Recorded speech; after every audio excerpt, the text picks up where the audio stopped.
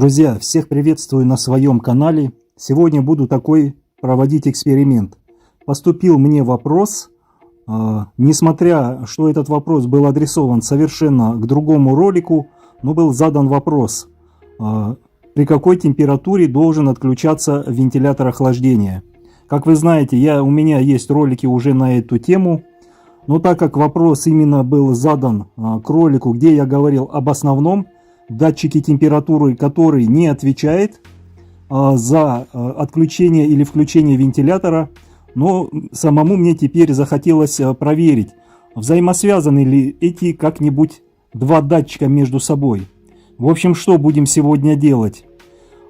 После того, как я заведу двигатель и доведу его до определенной температуры включения вентилятора радиатора, то мы проверим, попробуем отключить основной датчик температуры, который в основном, конечно же, отвечает за подачу обогащенной или объединенной смеси.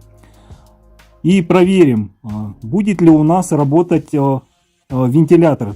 То есть после того, как он включится, мы отключим основной датчик температуры и будем наблюдать, как будет вести себя вентилятор.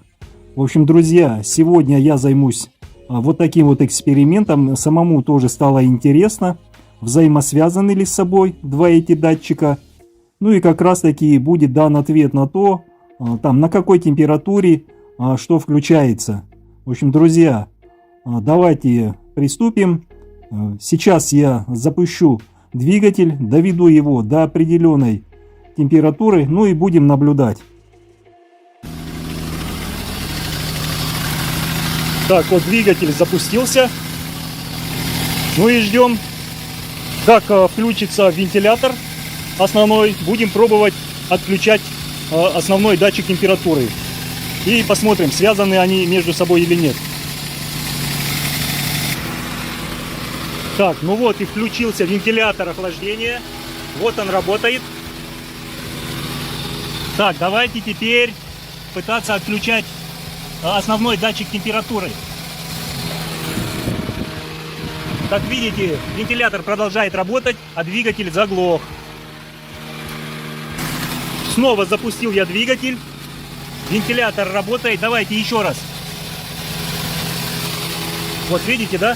Двигатель работает с перебоями. Так что вот так вот. Вот эти датчики между собой не связаны. И с вентилятором. То есть за вентилятор ответственен только вот этот вот температурный датчик радиатора.